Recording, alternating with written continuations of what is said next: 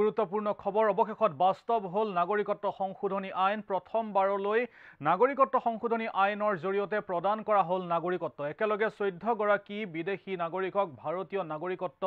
প্ৰদান কৰা হৈছে আৰু সবিশেষ জনাব বিচাৰিছো কোন কাক প্ৰদান কৰা হৈছে নাগৰিকত্ব অৱশেষত বাস্তৱত পৰিণত হ'ল নাগৰিকত্ব সংশোধনী আইন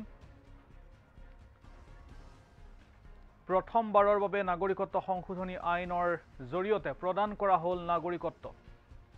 বহিৰাষ্ট্ৰৰ পৰা ভাৰতত শৰণাপন্ন হোৱা 14 গৰাকীকৈ বিদেশী নাগৰিকক নাগৰিকত্ব ভাৰতৰ নাগৰিকত্ব প্ৰদান কৰা হৈছে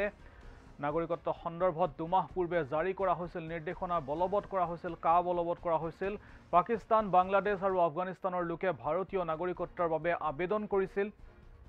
হিন্দু শিখ জৈন বৌদ্ধ পাৰ্চী আৰু খ্ৰীষ্টিয়ান সম্প্ৰদায়ৰ লোকৰ পৰা লাভ কৰা হৈছিল আবেদন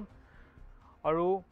এনে 14 গৰাকী লোকে আবেদন কৰিছিল আৰু সেই 14 গৰাকী লোকে ভাৰতীয় নাগৰিকত্ব লাভ কৰিছে নাগৰিকত্ব সংশোধনী আইনৰ সহায়ত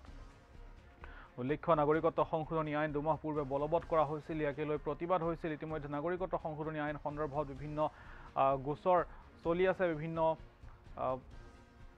আবেদন ইতিমধ্যে উচ্চ ন্যায়ালয়ত কৰা হৈছে বা উচ্চতম ন্যায়ালয়ত আবেদন কৰা হৈছে নাগৰিকত্ব সংশোধনী আইনৰ বিৰুদ্ধে অসমত তীব্ৰ প্ৰতিবাদ হৈছিল নাগৰিকত্ব সংশোধনী আইনক লৈ নাগৰিকত্ব সংশোধনী আইন বলবৎ হলে অসমৰ খিলঞ্জীয়া লোকৰ প্ৰতি ভাবুকি আহিব বুলি মন্তব্য কৰা হৈছিল অসমৰ ভাষা সংস্কৃতিৰ প্ৰতি ভাবুকি আহিব বুলি বিভিন্ন সময়ত অভিযোগ উত্থাপন হৈছিল আৰু লাখে লাখে বহিৰাষ্ট্ৰৰ লোকে অসমত বসবাস কৰিব নাগৰিকত্ব লাভ কৰিব বুলি সন্দেহ প্ৰকাশ কৰা হৈছিল আৰু ইয়াকে লৈ বিভিন্ন বিতৰ্ক হৈছিল দেশজুৰি প্ৰতিবাদ হৈছিল বিশেষকৈ অসমত প্ৰতিবাদ হৈছিল কিন্তু সকলো প্ৰতিবাদ নেওচি কেন্দ্ৰীয় চৰকাৰে নাগৰিকত্ব সংশোধনী আইন বলবৎ কৰিলে আৰু প্ৰথমবাৰলৈ এই আইনৰ অধীনত 14 গৰাকী বিদেশী নাগৰিকক ভাৰতীয় নাগৰিকত্ব প্ৰদান কৰা হৈছে নাগৰিকত্ব সংশোধনী আইনৰ অধীনত বাংলাদেশ পাকিস্তান আৰু আফগানিস্তানত যিসকল সংখ্যালঘু লোক অৰ্থাৎ যিসকল সংখ্যালঘু লোক হিন্দু শিখ পাৰ্চী জৈন আদি যিসকল সংখ্যালঘু লোক আছে সেই লোকসকলে যদিহে আবেদন কৰে ধৰ্মীয় নিৰ্যাতনৰ বলি হৈ ভাৰতত আশ্ৰয় গ্ৰহণ কৰি আছিল 2014 চনলৈকে যিসকলে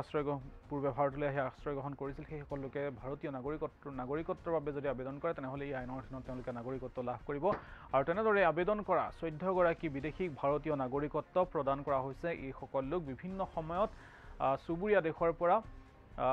ধৰ্মীয় নিৰ্যাতনৰ বলি হৈ ভাৰতত আশ্ৰয় লৈছিল বুলি প্ৰকাশ কৰিছিল আৰু তেওঁলোকে ভাৰতত আশ্ৰয় লৈ আছিল 2014 চনৰ পূৰ্বে যিসকল লোক আহিছিল